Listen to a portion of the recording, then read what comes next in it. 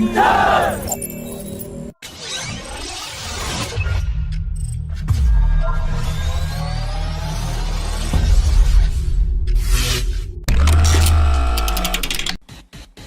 the first annual virtual seminar on the aero gas turbine engine development in India, DRDO's Gas Turbine Research Establishment has revealed its plans to develop a new high-thrust engine for the AMCA program.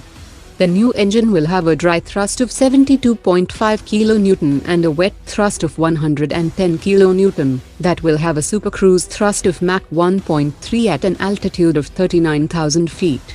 During the webinar, the DRDO also talked about several spin-off programs that can be developed from the 110 kN thrust class engine, that includes a futuristic dry engine, an operated 130 kN class engine for future next-generation platforms, marine gas turbine engine, turboshaft engine, and a turbofan engine and a turboprop engine that will be used on the proposed 110-seater regional transport aircraft that National Aerospace Laboratories has planned to develop.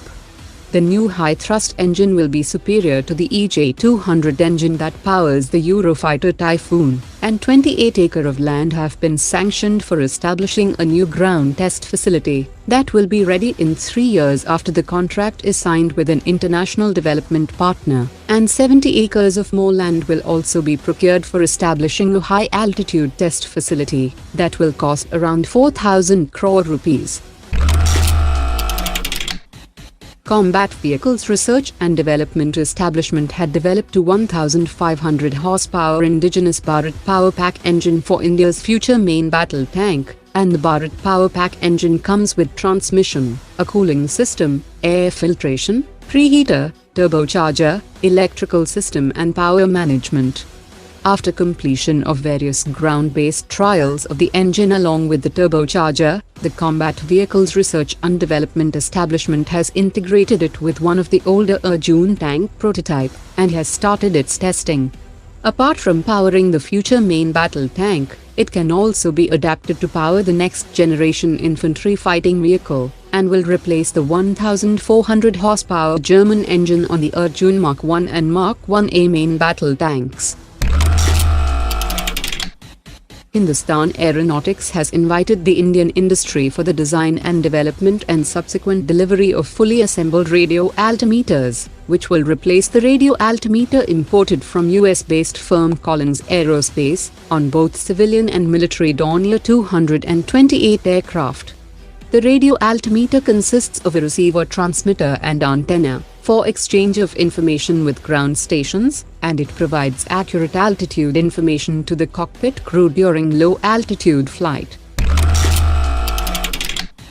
During the visit of Secretary-General Ministry of Defence of Oman to New Delhi in February, India and Oman will hold a meeting of the Joint Military Cooperation Committee, and it is to be noted that Oman had already expressed interest in both naval and coastal defence versions of BrahMos missile. A series of high-level defense engagements between the two countries will also take place, that includes visits by Navy and Air Force chiefs of Oman, as well as annual bilateral Air Force exercise in the next few months, that will see the participation of over 150 personnel from Oman. DRDO Chairman Dr. Satish Reddy has said that indigenously developed surface-to-air missiles, Astra air-to-air missile, anti-tank missiles, radars and torpedoes have gained the interest of various nations, and more advanced systems are being developed that will have good export potential.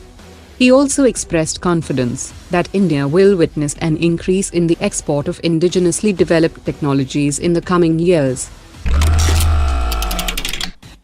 Amid the reports of upcoming meeting between Pakistan Prime Minister and Russian President, Kremlin spokesman Dmitry Peskov has said that the Russian President Vladimir Putin will meet his Chinese counterpart in China, and will not hold any bilateral meetings, which rules out any meeting with the Pakistani Prime Minister.